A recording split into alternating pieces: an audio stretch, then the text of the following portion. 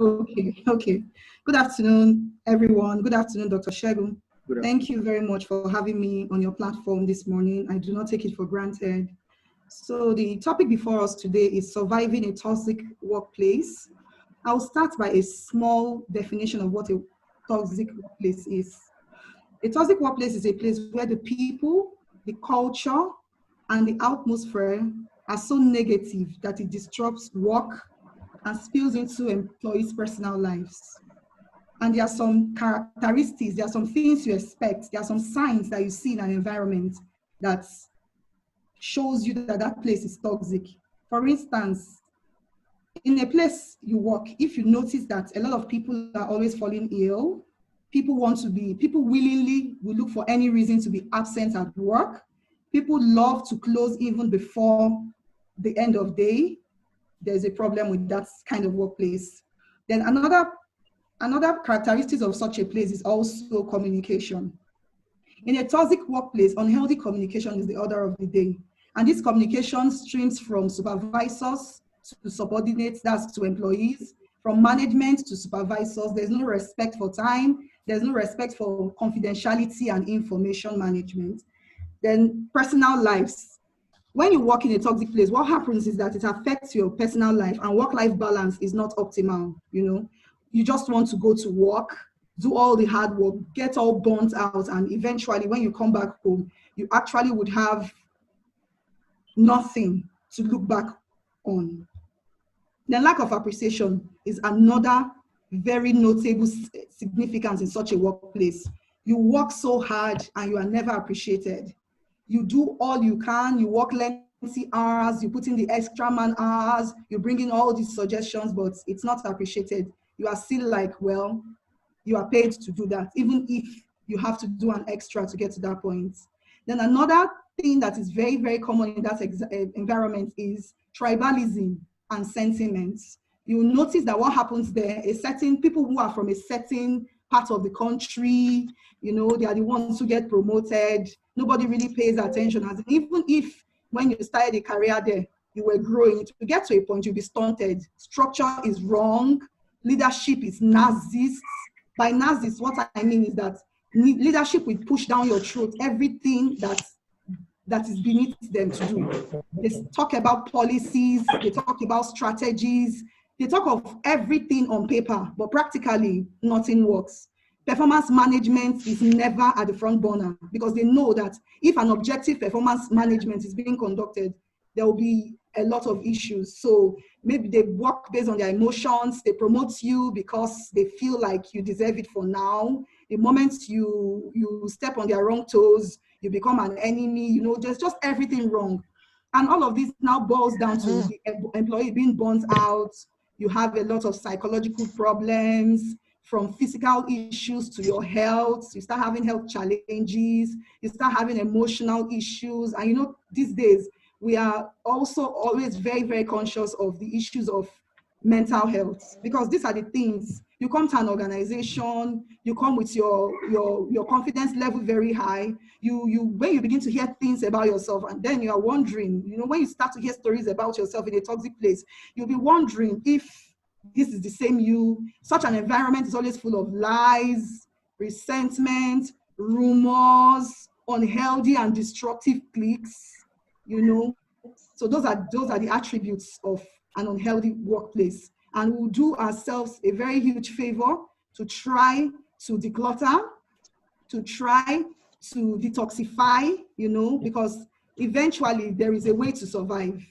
And for me, I worked in a toxic environment, and there were things I personally did because my work-life balance is always something I don't joke with. I don't joke with my job. I don't joke with my family. I don't joke with my leisure. So I do everything I can to ensure that the focus is that I focus on my profession, I focus on family, I focus on relationships, such that none suffers at the end of the day. Wonderful. So, yeah. We're still enjoying you. Keep on. Okay, so let me give us some tips on how to survive in such an environment. When you work in a toxic place, what happens, like I said earlier, is that it gets to a point, your self-esteem is so eroded that you begin to believe some of those lies. That's what happens. But the first thing you do to yourself is that Remind yourself that you are not the problem. It's the environment, it's leadership, it's policy. They have an issue, first of all.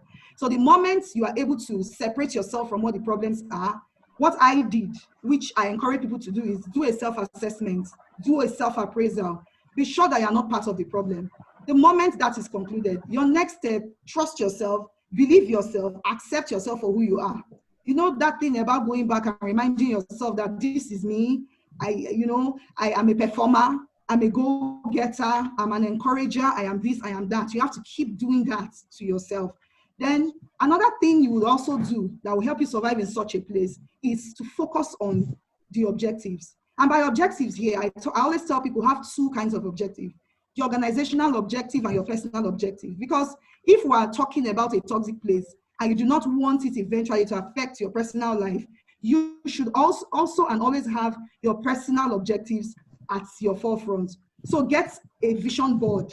On that vision board, put out what your personal objectives are and what the organizational objectives are. Focus.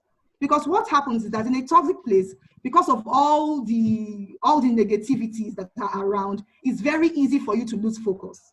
It's very easy for you to forget why you were employed to work in the first place. So what you do, if it's possible, print out your job description, put it on a vision board and look at it every day to say, this was the reason why I was employed to work here.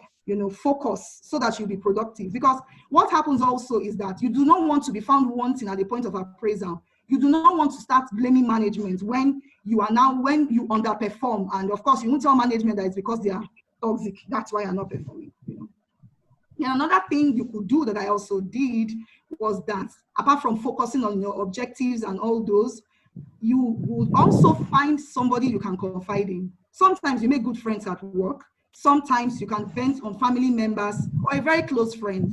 Talk, because communication is very important. Mental health is what we are looking at here. Talk about it. Proper solutions from people. So then when you do that, something else that you should also do, you can declutter, detoxify your workspace. What do I mean by that? Clear out everything that makes you feel all of the negative vibes around. Clear them all out. Make your workspace very creative. When I was in this toxic environment, what I also did was that I made my workspace very beautiful and very creative. So beautiful that when you walk in, you just want to sit there and stay there.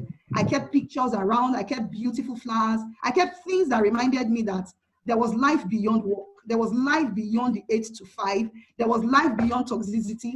There was life beyond the gossip, the rumors, the lies. There was life beyond everything that was going on. So I needed to remind myself of that. I didn't need somebody to remind me, because at the end of the day, everything rises and falls on you as a person. You have to take ownership of your life. So after being creative with your workspace, you should detoxify, make your workspace a no gossip zone, because there are some relationships that you don't need. There are some kinds of information that will only demoralize you and further plunge you down, So when that happens, something else you could also do, find time to relax. The story about work-life balance cannot be overemphasized in our world. Find time to relax. Find time to balance your life. Find time to be with family. Find time to do things that you love. Because what happens is that most times, these toxic workplaces, you don't recognize them from the moment you walk in, but because I have been around them a lot, I think I recognize them now, because I attended an interview some time ago. From the process of being invited to this interview, from the process of receiving their email, their SMSs, and then the time I finally showed up, and I was kept there for donkey hours, and nobody was apologizing, nobody paid attention to my time, because we were like 4 or 5 of us that were invited to this place.